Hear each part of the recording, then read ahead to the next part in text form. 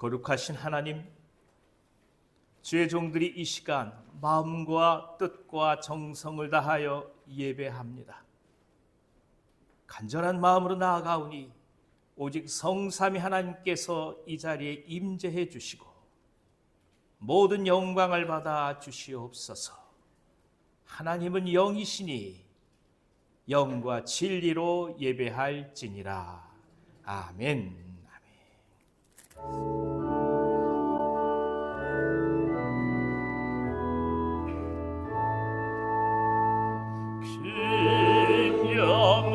신령하신 주 이곳에 오셔서 이 모인 자들로 주 백성 삼으사 그 중에 항상 계시고 그 중에 항상 계시고 그 영광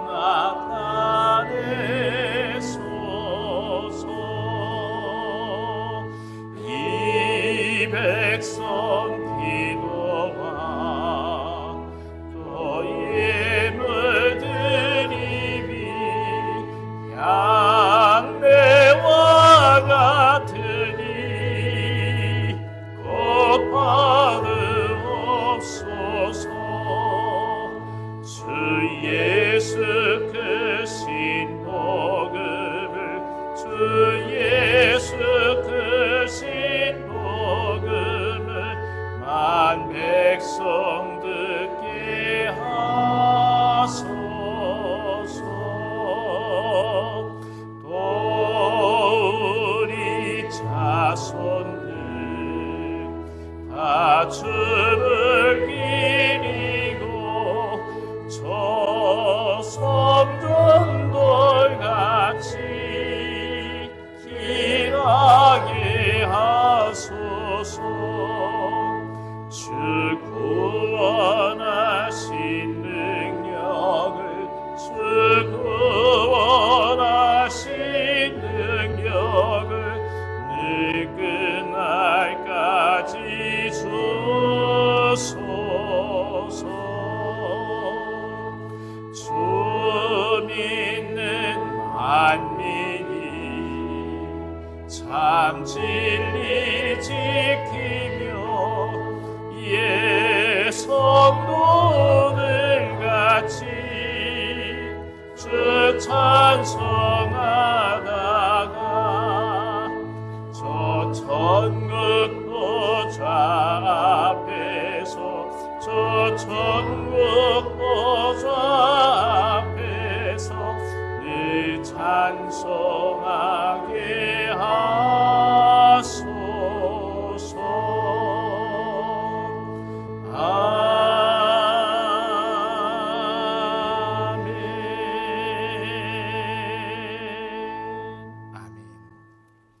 교동문 24번으로 성시 교독하겠습니다.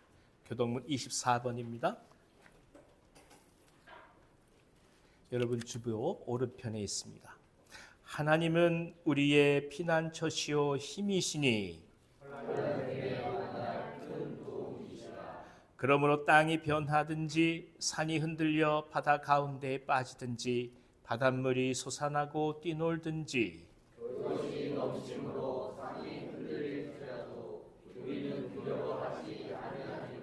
한 시내가 있어 나뉘어 흘러 하나님의 성 곧 지존하신 이의 성소를 기쁘게 하도다.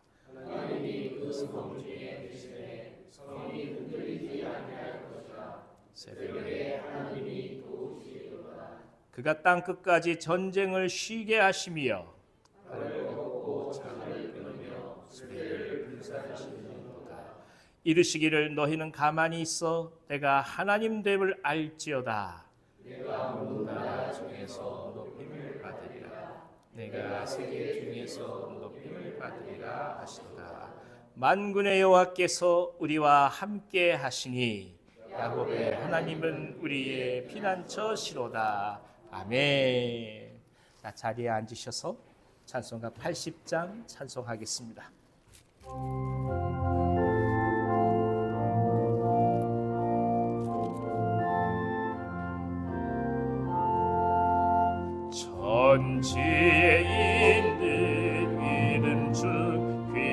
귀하고 높은 이름 예수. 주 앞에 내가 엎드려 그 이름 찬송하는 내 귀에 들린 말씀 중 귀하신 이름 예수. 주 십자가에 달릴 때 명패에 쓰인 대로 저 유대인의 왕이요 곧 우리 왕이시라.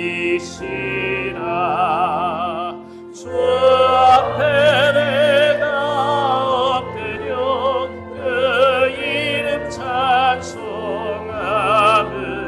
내 귀에 들린 말씀 중 귀하신 이름 예수. 지금도 살아계셔서 언제나 하시는 일, 나 같은 죄인 부르사 참 소망 주시도다. 주 앞에 내가 엎드려 그 이름 찬송하는 내 귀에 들린 말씀 중 귀하신 이름 예수. 주 예수께서 영원히 어제나 오늘이나 그 이름으로 우리에게 참 복을 내리신다. 주 앞에 내가 엎드려 그 이름 찬송하는 내 귀에 들린 말씀 중 귀하신 이름 예수.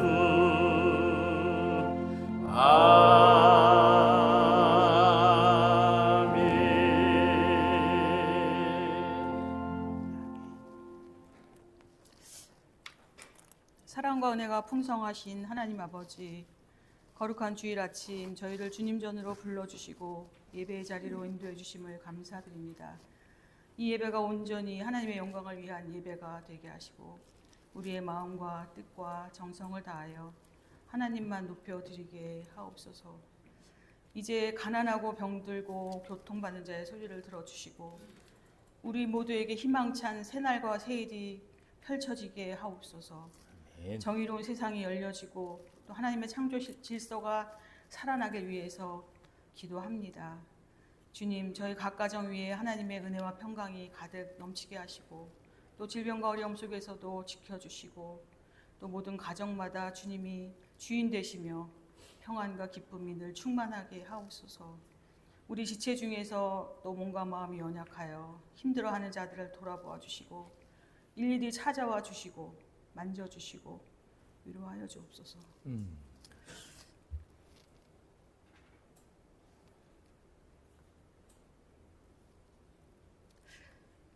개인의 믿음이 자라게 하시고 또 주님과 동행하는 기도의 생활이 회복되게 하옵소서.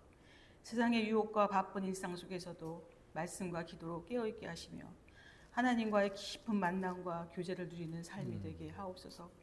이제 우리가 모두 새 생명을 품고 기도합니다. 그들을 품고 기도하기로, 살아가기로, 축복하기로, 사랑하기로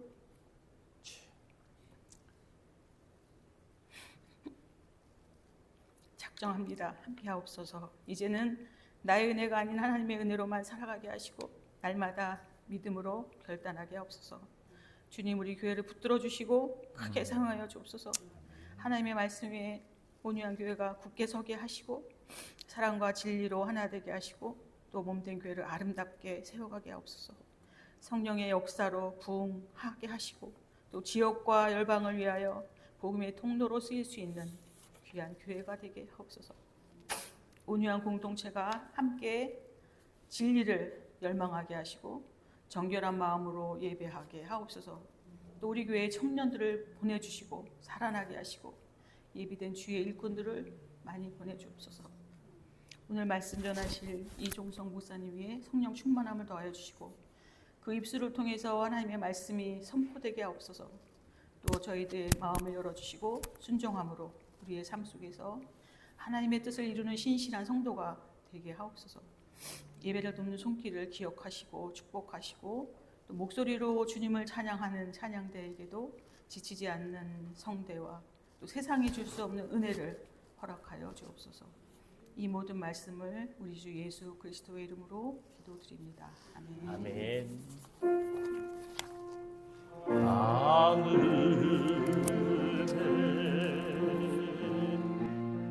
계신 아버지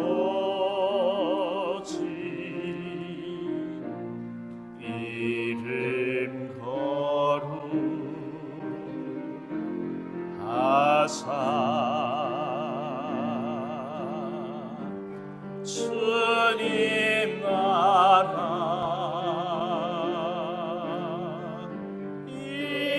임하시고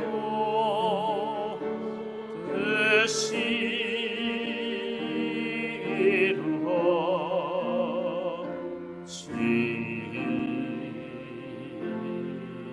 이루어지이다. 일용할 양식 주시고 우리들의 큰 죄 다 용서하옵시고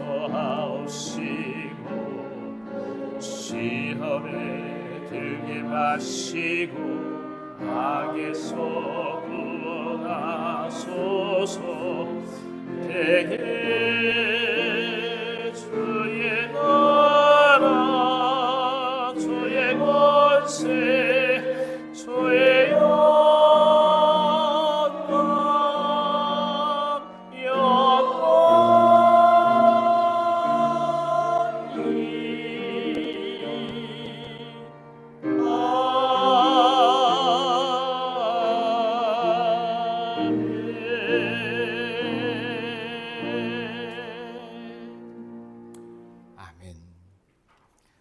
오늘 이 주일에 저에게 주신 하나님 말씀은 신약성경 마가복음 1장 21절부터 28절까지의 말씀입니다. 마가복음 1장 21절부터 28절까지의 말씀, 제가 가지고 있는 성경으로는 신약성경 53면에 있습니다. 마가복음 1장 21절에서 28절까지의 말씀을 봉독합니다. 그들이 가버나움에 들어가니라. 예수께서 곧 안식일에 회당에 들어가 가르치시매 뭇 사람이 그의 교훈에 놀라니 이는 그가 가르치시는 것이 권위 있는 자와 같고 서기관들과 같지 아니함일러라. 마침 그들의 회당에 더러운 귀신 들린 사람이 있어 소리질러 이르되 나사렛 예수여 우리가 당신과 무슨 상관이 있나이까? 우리를 멸하러 왔나이까? 나는 당신이 누구인 줄 아노니 하나님의 거룩한 자니이다. 예수께서 꾸짖어 이르시되 잠잠하고 그 사람에게서 나오라 하시니 더러운 귀신이 그 사람에게 경련을 일으키고 큰 소리를 지르며 나오는지라. 다 놀라 서로 물어 이르되 이는 어찌미냐? 권위 있는 새 교훈이로다. 더러운 귀신들에게 명한즉 순종한도다 하더라. 예수의 소문이 곧 온 갈릴리 사방에 퍼지더라. 아멘.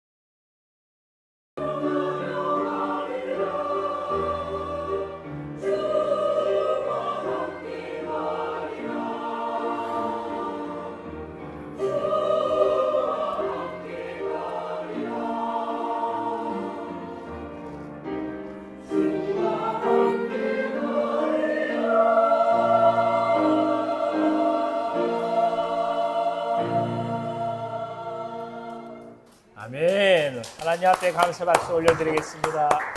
우리 할렐루야 찬양대 고맙습니다. 감사합니다. 얼마나 연습을 많이 하셨어요. 아유 세상에 감사합니다. 고맙습니다. 여러분 옆에 계신 분들 한번 격려해 볼까요? 한 주간 잘 지내셨습니까? 주의 이름으로 사랑합니다. 주의 이름으로 축복합니다. 반갑습니다. 반갑습니다.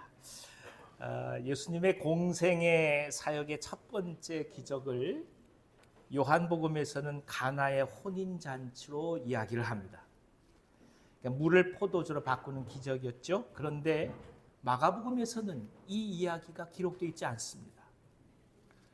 그리고 바로 예수께서 회당에 들어가셔서 귀신 들린 자를 치유하는 사건, 굉장히 단도직입적으로 과감하게 예수님께서 어떤 분이신지 어떤 권세를 가지고 계신 분인지를 드러내는 사건에 더더욱 주목하고 있다는 말씀입니다.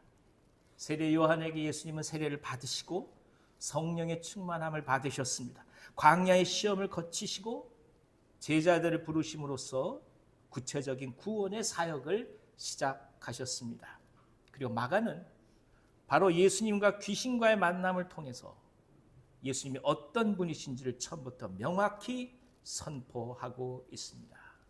그러면 이토록 회당에서 귀신을 만난 사건을 굳이 처음부터 중요하게 여기고 기록한 이유가 무엇이 있을까요? 왜 굳이 귀신과의 만남 속에서 예수님의 사역을 구체적으로 기록하고 있을까요? 오늘 이 말씀을 통해서 하나님께서 저희 가운데 은혜 주시기를 원합니다. 성령께서 저희들의 마음을 지켜주시길 원합니다. 자, 21절부터 22절까지를 같이 한번 읽어주세요. 그들이 가버나움에 들어가니라. 예수께서 곧 안식일에 회당에 들어가 가르치심에 뭇 사람이 그의 교훈에 놀라니 이는 그가 가르치시는 것이 권위에 있는 자와 같고 서기관들과 같지 아니함일러라. 가버나움은 갈릴리 서북편에 위치해 있습니다. 이곳에는 당시 국립세관이 있어서 어업세 또 통관세를 받은 것으로 전해집니다. 또 로마 군대에 파견된 파견 군대도 거주한 것으로 알려져 있습니다. 그만큼 인구가 어느 정도 되고 발달된 지역이라 볼 수 있습니다. 하지만 그렇다고 해서 갈릴리가 유대 사회의 중심이냐? 그렇지는 않습니다. 중심부는 아닙니다. 근데 바로 이곳에서 예수님의 사역이 시작되고 있습니다. 안식일에 회당에 들어가셔서 예수께서 가르치신 것이죠. 회당을 이해하려면 유다의 멸망과 더불어 바벨론 유수로 이스라엘이 성전 없는 이방 땅에서 예배할 수밖에 없었던 역사를 이해해야만 합니다. 처음엔 회당이 없었어요. 오직 성전만 있었죠. 성전이 다 무너지고 그리고 이방 땅에 포로로 끌려간 이후에 아무리 예배를 드리고 싶어도 드릴 수가 없었던 거예요. 그래서 모여서 시작된 것이 회당입니다. 그리고 나중에 바벨론으로부터 돌아왔어도 그때의 그 모임 그리고 그 예배를 계속해서 함께 드리기 위하여 성전이 재건되었다 할지라도 곳곳에 회당이 세워져서 하나님께 나아가는 믿음의 모습을 보여주었다라는 것입니다. 예루살렘에 가까이 있는 사람들이나 성전에 올라갈 수 있었던 거 아니겠습니까? 그러니까 먼 곳에 있던 분들은 갈 수가 없었으니 이렇게 안식일 날 회당에 모여서 함께 예배하면서 하나님을 찬미할 수 있었던 거죠. 그러니까 오늘 교회의 원형은 그래서 회당에 있습니다. 교회의 원형은 성전이 아니라 회당입니다. 그만큼 함께 모여서 예배하고 기도하고 찬미하며 주의 말씀을 듣고 세상을 향해 파송되는 의미가 있는 것입니다. 이 회당 예배에는 설교자가 정해져 있지 않았어요. 자격이 있다고 여겨지면 누구나 다 설교를 할 수 있었습니다. 아무래도 강론되는 주요한 내용은 모세의 율법이었다고 볼 수 있습니다. 그런데 예수께서 가르치시자 권위 있는 자와 같아서 서기관들과 달랐다. 오늘 성경은 이렇게 말씀합니다. 서기관처럼 권위 있는 사람들이 어디 있겠어요? 우리가 이렇게 두세 명 만나면 그런 분도 꼭 계세요. 이 사람은 어느 대학교를 나오고 무엇을 전공해서 그것이 그분에게 권인 거예요. 그렇게 일단 말을 시작해야 돼요. 서기관은 어느 뭐 문화생으로 어떻게 지금 공부를 했고 누구보다도 세상 말로 얘기하면 권위 있는 사람이에요. 근데 성경 그렇게 기록하고 있지 않아요. 서기관들을 향해서 세상이 갖추고 있는 그 모든 것들을 갖춘 사람들 향해 권위 있다고 얘기하지 않아요. 오히려 아무것도 배운 것도 없고 신학교조차 나오지 않은 예수님을 가리켜서 권위 있다고 얘기하고 있는 거예요. 이게 도대체 무슨 말이겠습니까? 먼저 당시 일반적인 서기관들은 강론을 할 때 자신들의 견해를 밝히지 않았음을 이해해야 합니다. 곧 자신들의 스승이 어떻게 해석했고 어떻게 말했다라고 이미 있는 것을 인용해서 정해진 결론을 반복했던 것입니다. 그러니까 자신의 삶과 체험에 얽힌 살아있는 이야기가 아니라 자기가 속해 있는 학파의 지식만을 나열하는 것에 불과했다라는 것입니다. 반면에 예수님은 살아있는 육화된 자신의 말씀으로 하나님을 전하셨습니다. 우리는 여기서 권위라는 것의 근본적인 뜻이 뭔지, 본질이 뭔지를 이해하게 됩니다. 자신이 느끼고 체험하고 겪고 견뎌내지 않는 이상 지식은 절대로 사람들에게 감동을 줄 수 없다라는 것입니다. 많이 아는 것 같아요. 근데 그게 감동이 되지 않아요. 이것저것 많이 들어서 공부한 것 같아요. 근데 그 사람이 사람에게 감동을 주느냐 그건 별개의 얘기예요. 복음은 스스로 경험해서 삶과 죽음의 기로에서 뼈저린 선택을 하지 않는 한 절대로 자신감 있게 신뢰가 가도록 선포할 수가 없습니다. 경험하지 않은 것을 어찌 말하며 체험하지 않은 것에 어찌 생명력을 줄 수가 있겠습니까? 예전에 집사님 한 분이 부천에 살고 계셨는데 평생 그 치질 치료로 고생을 하셨어요.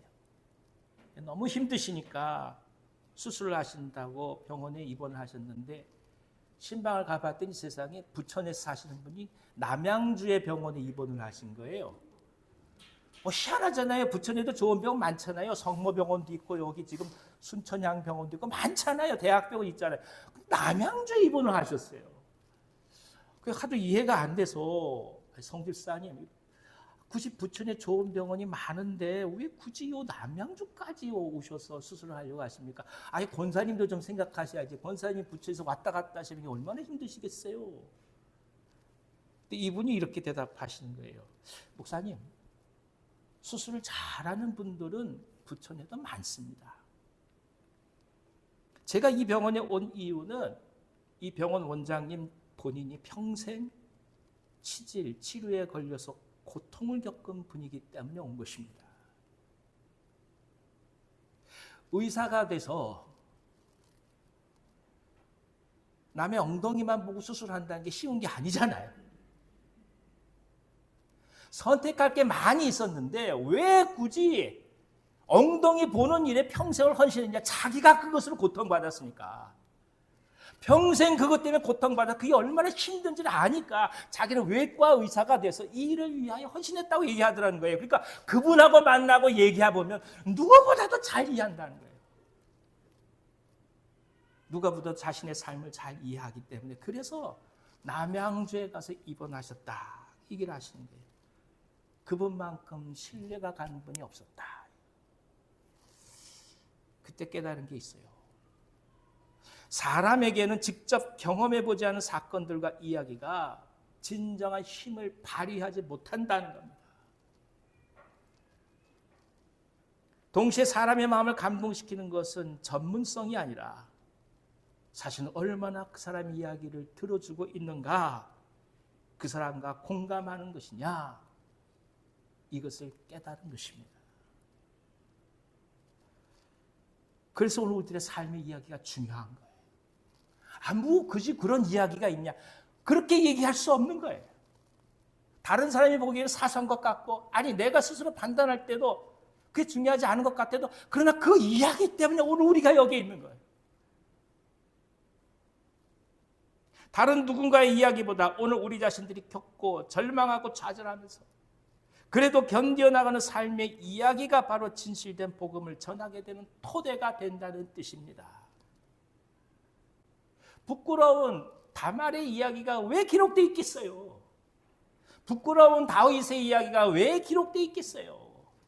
그 삶의 이야기가 하나님께서 어떻게 우리에게 찾아오셨는지에 대한 가장 구체적인 이야기를 전해주는 거 아니겠어요? 그런 의미에서 오늘 우리들의 삶을 다시금 깊이 바라볼 필요가 있습니다. 어느 때에는 후회하기도 하고 원망하기도 하고 잊어버리고 싶어하는 삶이 있을 수도 있습니다만은 그런 사건 자체가 오늘 우리들의 내면 속에서 얼마나 하나님을 깊게 만나게 해주었는지, 그리고 어떻게 복음을 구체화시켜가고 있었는지, 그래서 얼마나 깊이 복음의 능력으로 오늘 내 삶에 하나님의 은혜가 다가왔는지를 소중히 깨닫게 하는 하나님의 손길이 되는 거 아니겠습니까? 생각해 보십시오. 수천 년 지나면서 맨날 조상들이 노예라고 얘기한 사람들이 있어요. 생각해 보시라고요. 우리가 만날 때 죄송합니다. 너 어디 이시야? 그럼 어디 이십니다. 무슨 왕 무슨 몇 대전 무슨 손님 이렇게 다 얘기하지. 우리 조상은 노예였고요. 팔려간 사람들이 후예였고요. 어떻게 이렇게 얘기를 하겠냐고요. 근데 한번 생각해 보시죠. 유대인들은 그 수천 년 동안 얘기한다고요. 우리 조상은 노예였다. 우리 조상은 계속해서 노예로 끌려간 사람들이라. 근데 그런 우리들을 하나님께서 살리셨고 구원하셨고 그리고 자유인이 되게 하셨다. 그 삶의 이야기를 누가 손가락질하겠습니까? 그 삶의 이야기가 오늘 우리가 얘기한 흑역사라고 누가 얘기하겠냐고요. 내 삶의 아픔도 있고 어떻게 보면 다른 사람으로부터 외면받을 수밖에 없는 일을 한 것도 있고, 그러나 그 모든 것들이 우리가 하나님 앞에 나아가며 인간이라는 존재로 이 땅을 살아갈 수 있게 하며 그 속에서 내 힘으로 사는 게 아니라 은혜로 살아갈 수 있다는 것을 깨닫게 될 수 있다면 그것 자체가 하나님의 손길이요 복음이잖아요. 예수님은 그것을 이스라엘 사람들, 회당 있는 사람들에게 이야기한 거예요. 그걸 가르쳐 권위 있다고 얘기하는 거예요.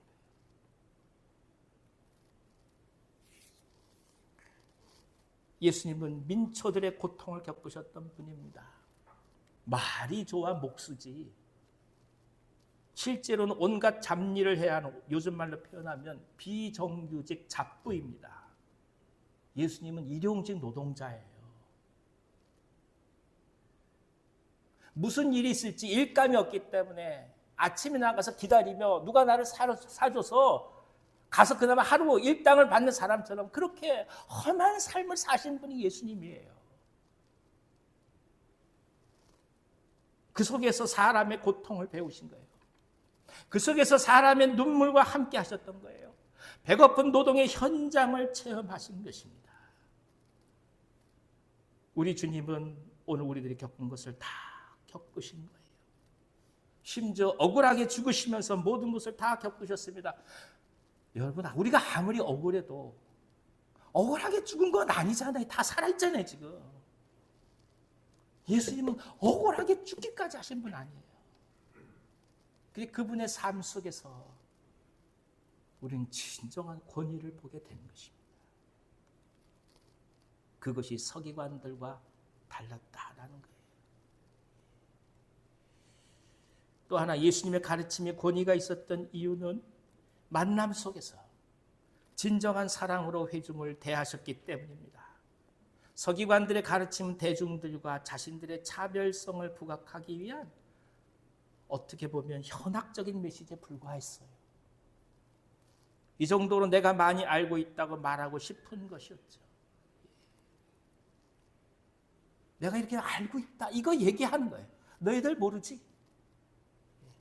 성경은 내가 많이 알고 있으니까 내 앞에서 얘기하지만 이거잖아요, 결국. 거기 무슨 권위가 있겠습니까? 제 선생님이 프랑스에서 공부를 하셨어요. 어느 날 이제 주일날 교회를 갔는데 자신이 신학교에서 공부하고 있던 교수님이 교회에 오셨더라는 거예요. 근데 그 교수님이 어떤 과목을 가르치냐면 그 신학교 가면 실천신학이라는 게 있어요. 예배하고 설교하고 이런 것. 실제 예배 속에서 일어나는 것들을 가르치는 학문이 있거든요. 그 선생님이 오셨던 거예요. 그러니까 너무 반가워가지고 아우 교수님 오셨습니까? 인사를 하고 반가워하니까 그 불란서 교수님이 저희 선생님이 학생 때 뭐라고 얘기를 하냐. 오해하지 말아요. 난 크리스찬은 아니에요. 여러분 이해가 되십니까? 크리스찬이 아닌데 신학교 교수를 할 수 있다고요. 그게 지금 서구 기독교예요.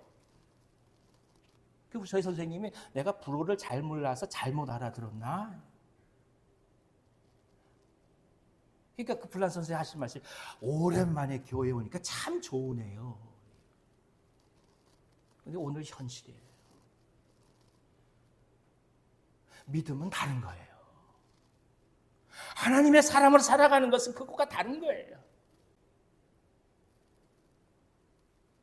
예수님의 교훈은 대중들과 함께한 교훈입니다. 대중들을 위해 자연스럽게 우러나온 사랑의 가르침입니다. 그분 속에 하나님께서 살아계시잖아요.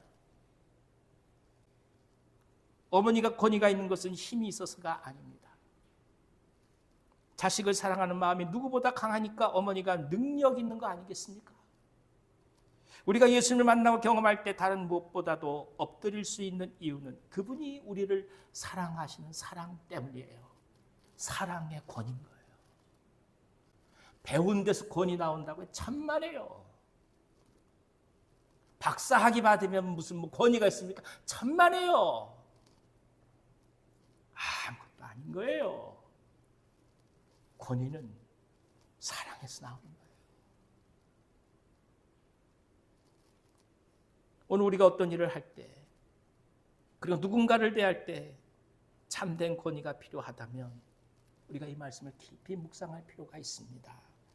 나는 진정 그를 사랑하고 있는가? 그것을 먼저 묻는 거예요. 우리가 교회에 대해서 이것저것 얘기할 때가 많아요. 그러면 물어봐야 돼요. 나는 진정 교회를 사랑하고 있는가? 나라에 대해서 이것저것 막 얘기하는 분들 계세요. 근데 한번 고백해 봐야 돼요. 내가 정말 우리나라를 사랑하는가?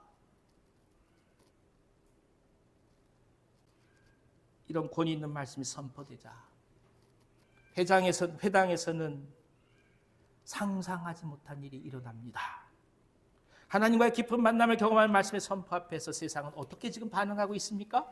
23절부터 24절을 한번 읽어주십시오. 마침 그들의 회당에 더러운 귀신 들린 사람이 있어 소리질러 이르되 무슨 상관이 있나이까? 우리를 멸하러 왔나이까? 나는 당신이 누구인 줄 아노니 하나님의 거룩한 자니이다.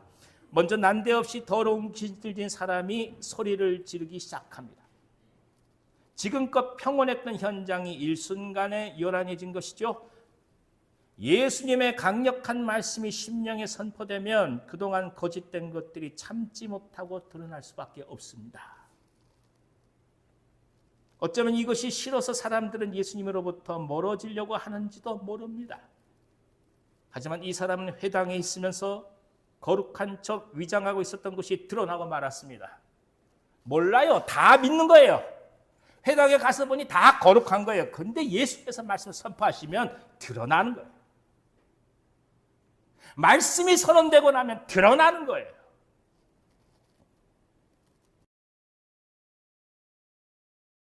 말씀이 진정 권위와 능력으로 다가오면 견딜 수 없을 정도의 혼과 영과 관절을 찔러 쪼개지는 그런 고통을 겪게 된다는 뜻입니다.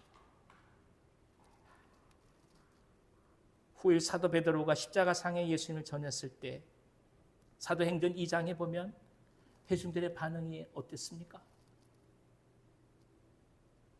저들의 마음이 찔려서 형제들아 우리가 어찌해야 할꼬 그렇게 고백했던 것입니다.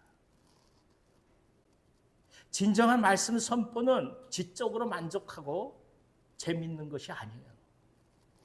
죄송해요. 제가 재밌게 말을 못해서. 재밌는 설교 따라다니는 거 아니에요.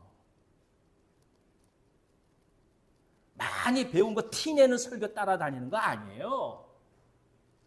내가 모르는 지식 가르친다고 그 설교가 위대합니까? 아니에요. 진정한 설교는 뭐예요? 그리스도께서 선포하신 설교는 뭐예요? 우리 가운데 찾아오신 주님의 말씀은 뭐예요? 형제들아, 그럼 우리가 어찌할꼬? 가슴을 후벼 파는 거예요. 내가 어떻게 하면 좋지? 내가 어떻게 해야 되지?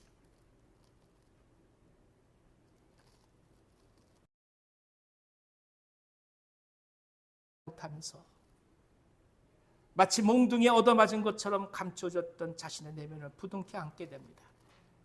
말씀 듣고 아멘, 아멘 할 수 있을 정도면 아직까지 덜 깨진 거죠. 진정 깨지면 그 소리도 안 나와요. 머리를 마치 큰 몽둥이로 맞은 것처럼 정신이 없는 거예요. 어떻게 하면 좋겠습니까? 하나님, 이거 어떡합니까? 그게 주님께서 우리 가운데 거하시는 모습이에요. 감추어졌던 자신의 내면이 드러나면서 견딜 수 없어서 그 가운데 부둥켜 안으면서 통절하게 아파할 수밖에 없는 것.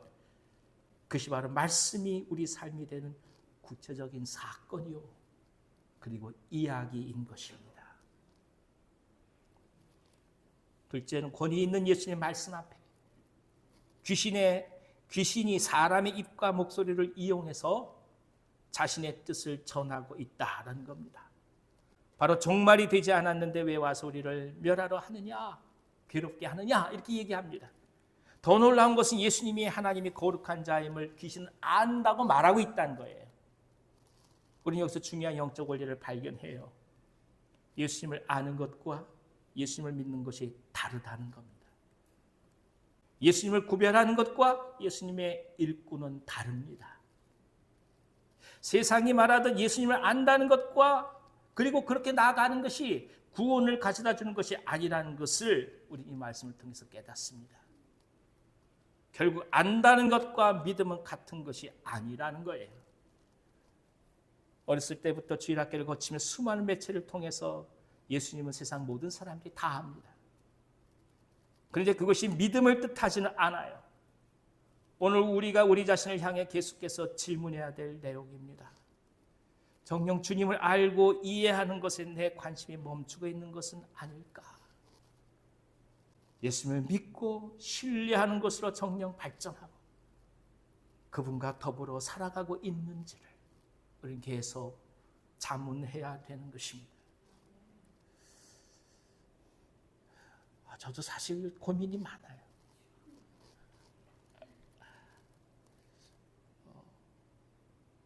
설교를 이렇게 준비를 하는데 그 생각이 드는 거예요. 내가 지금 예수님을 사랑해서 말씀을 보는 건가? 설교를 준비하려고 말씀을 읽는 건가? 헷갈리기 시작해요. 내가 주님을 사랑해서 성도들과 함께 신앙생활을 하는 건가? 아니면 목사의 직을 해가는 건가? 여러분, 주님을 사랑해서 이 자리에 오셨죠? 주님이 정말 좋아서 사역하시는 거죠? 집사라서 하는 거 아니잖아요. 그치요? 권사라서 하는 거 아니잖아요. 그치요? 이게 중요한 거예요. 오늘 내게 주님이 오실 때 그분이 어떤 분이냐? 나는 지금 그저 알아가기 위하여 이 일 속에 있는가? 아니면 그분이 내 삶이요, 내 생명이요, 내가 살아가야 될 진정한 이유인가? 이걸 고백해 하는 거예요. 그래서 마가는 이 말씀을 마가복음의 초두에 등장시키는 거예요. 너희에게 예수는 누구냐 이거예요. 너희에게 권위는 뭐냐 이거예요.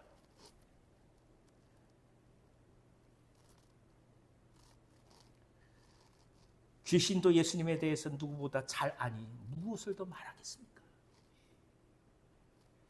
아울러서 예수님은 궁극적으로 마귀를 멸하시면서 진정한 승리를 얻으실 것을 귀신이 그 입을 통해 확증하고 있음에 주목해야 합니다. 예수 그리스도의 오심, 예수 그리스도께서 함께 하신다는 것은 필히 어둠이 떠나가고 절망과 거짓이 떠나가며 죽음이 떠나가는 사망의 권세가 멸망하는 것입니다. 아까 우리 허집사님 기도해 주신 것처럼 새로운 삶을 향해 떠나가는 거예요. 그러므로 우리는 예견된 승리를 믿음으로 간직한 채 오늘의 삶을 살아가고자 합니다. 그토록 인생을 괴롭혀왔던 죽음과 더불어서 생로병사 속에서 처절하게 무기력함을 느껴왔던 인생들에게 그것이 전부가 아니라 얘기할 수 있는 것입니다. 하나님께서 예정하신 승리가 있음을 오늘 흔들리지 않고 고백하는 것입니다. 이 하나님의 승리가 언제나 우리 가운데 가득하기를 기원합니다. 승리가 이미 있는 거예요. 그 승리를 향하여 오늘 걸어가신 겁니다. 자, 그러면 귀신이 먼저 알고 소동을 피우며 예수님이 하나님의 거룩한 자라고 고백하는 상황 속에서 예수님은 어떻게 하실까요? 25절, 26절을 읽어주십시오. 예수께서 꾸짖어 이르시되 잠잠하고 그 사람에게서 나오라 하시니 더러운 귀신이 그 사람에게 격려를 일으키고 큰 소리를 지르며 나오는지라. 때가 이르기 전에 귀신이 예수님의 신분을 떠드는 것을 예수님은 용납지 않으셨습니다. 잠잠하라 말씀하십니다. 예수님의 관심은 자신이 누구인지를 사람들에게 지금 납득시키는 것이 아니었습니다. 왜냐하면 사실 메시아라는 것이 잘못 알려지면 세상 사람들은 지금 당장 예수님을 로마로부터 해방시켜줄 정치적 메시아로 오해할 수 있었기 때문입니다. 예수님은 십자가를 지셔야 했어요. 예수님은 모든 인류를 위한 구세주가 되어야 했습니다. 그러나 사단은 언제나 예수님의 영향력을 축소시키려고 합니다. 이스라엘의 한정된 하나님, 지금 당장 이 정치적인 어려움을 회복할 수 있게 하는 그런 정치적인 하나님 계속해서 축소시키는 거예요. 세상은 예수님을 계속 축소시킬 겁니다. 교회 안에 예수님, 믿는 너희들 안에 예수님, 내가 생각하는 가치의 틀 안에서의 예수님, 그런 예수님이 아니라는 거예요. 얘기하는 거예요. 말씀하시 잠잠하라.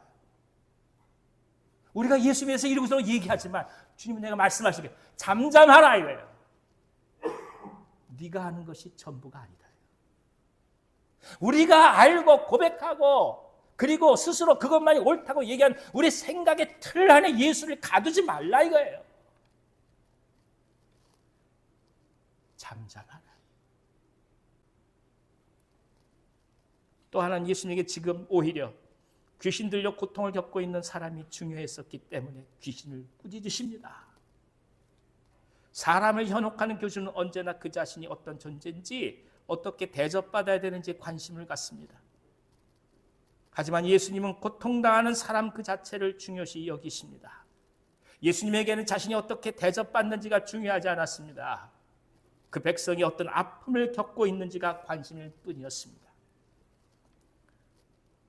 대접받는 거 관심 받지 마십시오. 관심 쏟지 마십시오.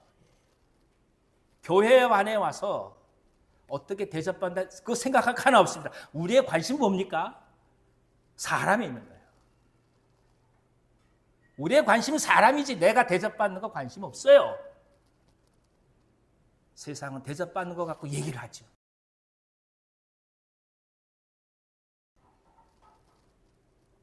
오직 우리는 하나님 앞에 감사함으로 나갈 뿐입니다.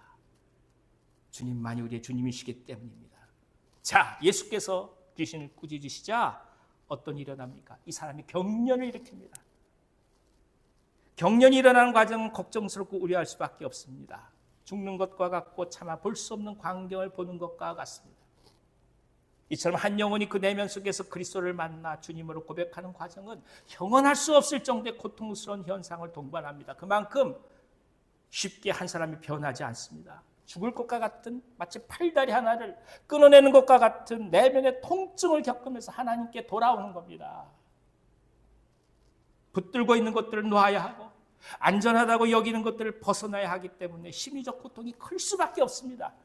하지만 그 과정을 거쳐야 비로소 그리스도와의 깊은 교제의 단계에 들어가게 되는 것입니다. 그러니까 우리가 주님과 깊이 만나기를 소망한다면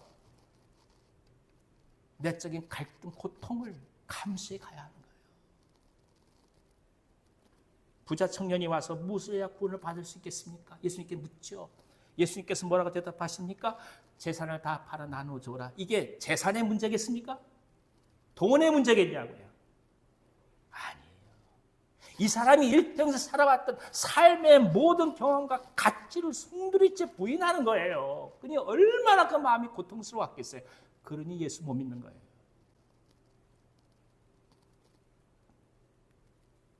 내적인 갈등과 고통을 겪어야만 진실된 신앙의 자리에 들어간다는 것을 우회적으로 말씀하신 것입니다. 손에 필요한 것들이 있다 해도 그 정말 우리 인생을 끌어왔다 할지라도 때로 그것을 놓을 때 비로소 주님이 바라보이게 됩니다. 그래서 용기가 필요한 겁니다. 내려놓을 수 있는 결단이 필요하죠. 우리가 살면서 주님을 깊이 선택한다고 할 때 이런 뜻하지 않은 갈등과 고통을 겪을 때가 많습니다. 그래서 우리 주위에 그런 분들이 계시다면 우리는 진정 격려하고 힘을 북돋아줘야 할 것입니다. 옆에 계신 분 한번 말씀해 볼까요? 주님의 사랑으로 격려합니다. 주님의 사랑으로 격려합니다. 예, 많이 힘드실 거예요. 오늘 아침에도 일어나시기 힘드셨잖아요. 남자들이야 뭐 그냥 대충 하고 오면 되지만 여자들은 그렇지 않잖아요. 뭐 쉬운 게 뭐가 있겠습니까? 그러나 주님께 나아가는 것은 하나하나 주 앞에 내려 들어가면서 또 내려놓으면서 가는 거 아니겠습니까? 주의 사랑으로 격려합니다. 그리고 축복합니다. 당신이 진정 복을 받은 자고 세상이 감당하지 못할 사람입니다. 경련이 있고 난 다음에 참된 평화가 임합니다. 예수님의 권위는 자연스럽게 선포되지요. 그리고 이 귀신 들렸던 이 사람은 비로소 자기가 귀신 들린 자의 모습이 아닌 본래의 모습이 어떤지를 스스로 확인하는 은혜를 입은 것입니다. 이게 내 모습이 아니었구나. 삶이 아니었구나.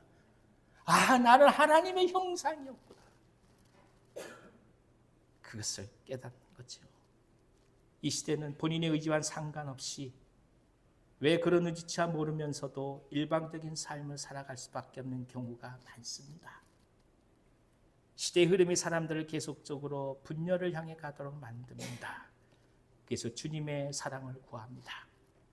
예수께서 우리 안에 오심으로써 갈등하는 우리의 속사람이 다스려지기를 원합니다. 스스로 견딜 수 없는 또 다른 인격으로 고통스러워하는 우리 자신이 일치를 경험해 가기를 원합니다. 우리의 생각과 내면 삶의 모습과 현실의 선택이 아름답게 통일성을 이루어가는 은총이 우리 모두 가운데 충만하기를 기원합니다. 주님께서 오셨습니다. 주님께서 말씀하십니다.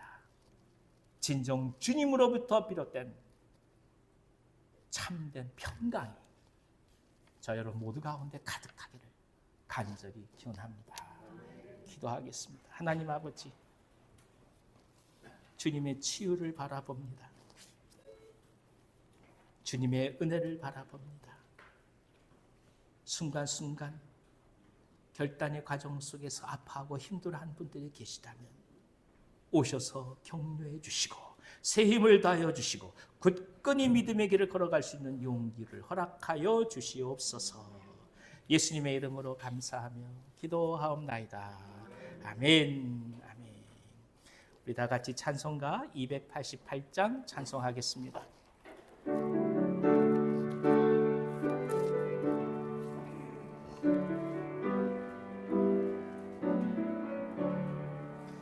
예수를 나의 구주 삼고 성령과 피로써 거듭나니 이 세상에서 내 영혼이 하늘의 영광 누리도다. 이것이 나의 간증이요 이것이 나의 찬송일세 나 사는 동안 끊임없이 구주를 찬송하리로다. 온전히 주께 맡긴 내 영 사랑의 음성을 듣는 중에 천사들 왕래하는 것과 하늘의 영광 보리로다.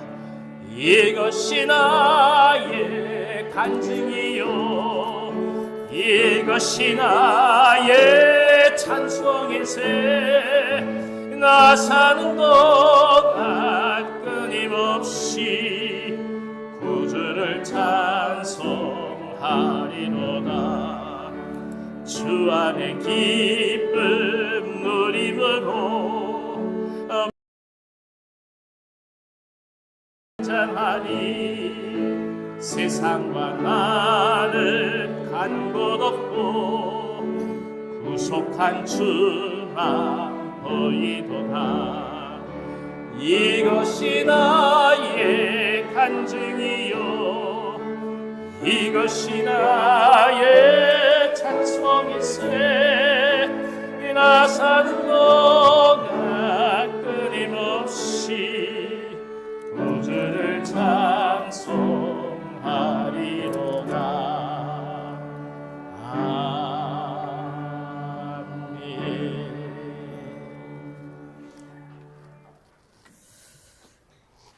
오늘도 예배하는 주의 자녀들에게 하늘의 은총과 평화가 넘치시기를 바랍니다.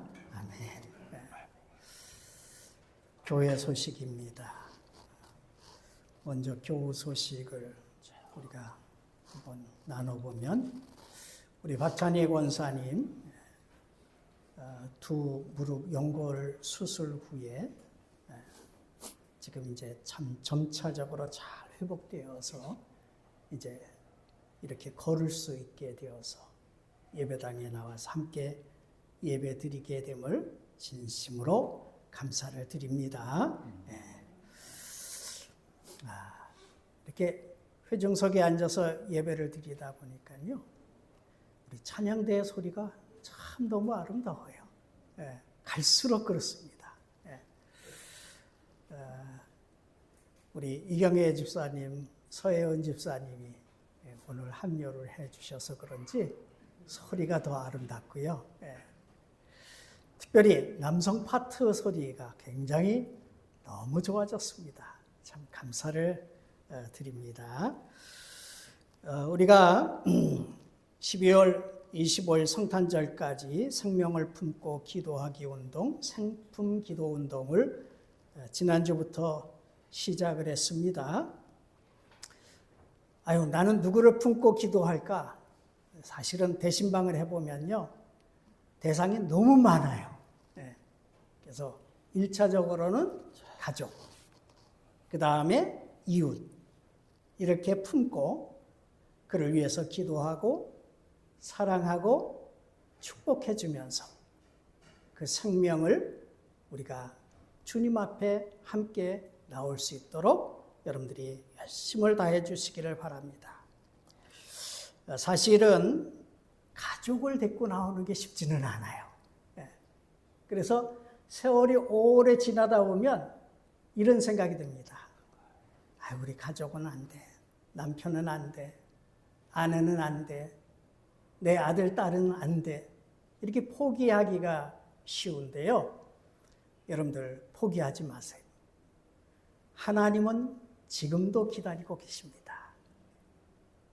누가복음 15장에 아버지가 아들을 기다리는 것과 같이 하나님은 늘 지금도 기다리고 있다고 하는 것을 생각하고 하나님 앞에 그 이름을 써내면서 가슴에 품고 기도하면 여러분들 생명을 구원하는 역사는 내 능력이 아니라 하나님의 역사인 줄 믿습니다. 우리 다음 주일 날 우리 명단을 좀 기록해서 하나님 앞에 이 생명 품고 기도하겠습니다. 제출해 주시기를 바랍니다. 우리 교회 오래된 행사 가운데 하나가 뭐였냐면 음악회를, 이웃을 초청해서 음악회 하는 건데 이게 코로나 이후로 많이 끊겼어요. 근데 고맙게도 우리 베를라는 진주라고 하는 뜻이거든요. 베를라 오페라단이 우리 연주할 곳이 마땅치 않은데 은혜한교회에서 좀 하면 좋겠습니다. 그래서 좋지요. 그래서 내일 모레 화요일 날 저녁 6시 30분에 다 전공자들이에요. 유학 갔다 오신 분들만. 그런 분들이 지역 주민을 위해서 무료로 음악회를, 연주회를 합니다. 그래서 1부는 독일 가곡을 중심으로 해서 2부는 한국 가곡을 중심으로 해서 음악회를 합니다. 가족과 이웃이 많이 함께 참여할 수 있기를 바랍니다. 이제 우리 다 자리에서 일어나셔서 630장 찬송 부르며 드린 예물 봉헌하십시다.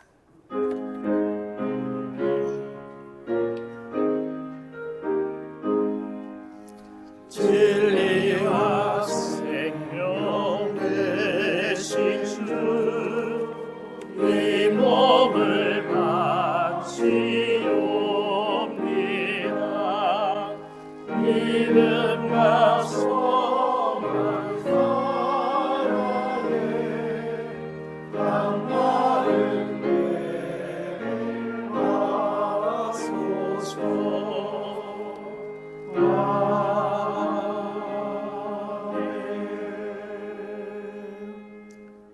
거룩하신 하나님, 한 주간의 은혜와 사랑을 마음에 담아 정성껏 예물을 올려드립니다.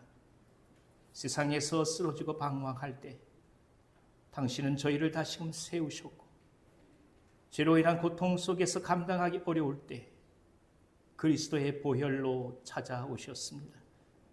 이 은혜를 어찌 갚을 수 있겠습니까? 부족한 저희들의 중심을 주님 받아주시고 선하고 아름답게 사용하여 주시옵소서. 일터에서 소명을 받아 하나님 나라의 소망을 품고 나아가는 종들의 수고와 땀의 헌신을 받아주시고 각자 삶의 자리에서 드리는 찬미의 제사를 받아주시옵소서. 각 사업장에 한량없는 은혜를 부어주시며 곤비하지 않게 하시고 하늘의 풍성한 은혜를 허락해 주옵소서. 특별히 세상을 향해 마음껏 나눌 수 있는 은혜와 복을 더하여 주시옵소서. 자녀들을 축복하여 주시며 저들이 훗날 세상에 감당하지 못할 사람들로 주님 만들어 주시옵소서. 질병 가운데 하나님의 손길을 구하는 많은 환우들이 있습니다. 타지에서 주님을 앙망하는 종들이 있습니다. 저들을 지켜주셔서 건강이 회복되게 하여 주시고 깊은 주님과의 교제가 있게 하여 주옵소서. 청년들에게 하나님의 꿈을 더하시고 열정과 소망을 품으며 세상을 끌어안는 믿음의 넉넉함을 더하여 주시옵소서. 11조로 감사 헌금으로, 선교 헌금으로, 생명의 빵 헌금으로, 구제 헌금으로, 헌당 헌금으로, 장학 헌금으로, 생일 헌금으로 각종 모습으로 주 앞에 나아가오니 당신의 종들을 축복하여 주셔서 후히 부어 차고 넘치는 주님의 은혜가 가득하게 하여 주시옵소서. 하나님의 뜻과 나라를 삼하는 종들의 기도에 응답하시사 이를 위해 사용되도록 물질의 풍성함 또한 허락하여 주옵소서. 영상으로 참여하는 분들, 주 앞에 드리고자 하지만 여의치 못한 분들을 구보 살펴 주셔서 저희 모두와 동일한 은혜로 지켜 주옵소서. 예수님의 이름으로 감사하며 축복하고 기도하옵나이다. 아멘.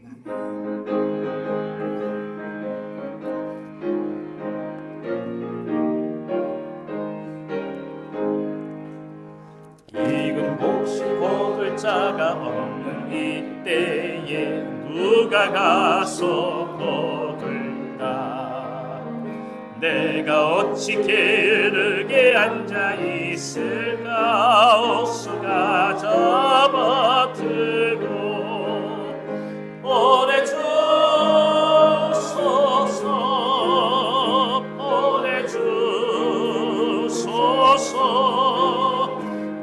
재단 숯불 내 입술에 대니 어찌 주저할까 주여 나를 보내주소서.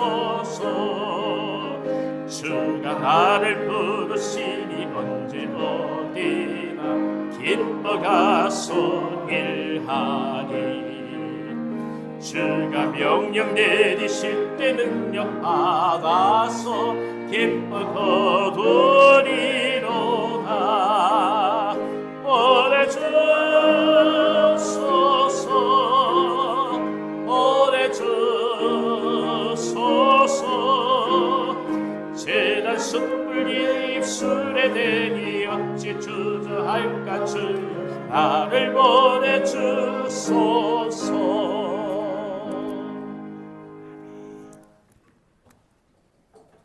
우리와 세상 끝날까지 늘 함께 동행하시는 우리 주 예수 그리스도께서 주시는 은혜와 하나님이 변함없이 베푸시는 사랑과 성령님이 이루어 주시는 사귐이 주의 말씀을 듣고 기쁨으로 따라 살아가기를 소망하는 사랑하는 주의 자녀들 앞날 위에 이제로부터 영원히 함께 하시기를 축원하옵나이다. 아멘.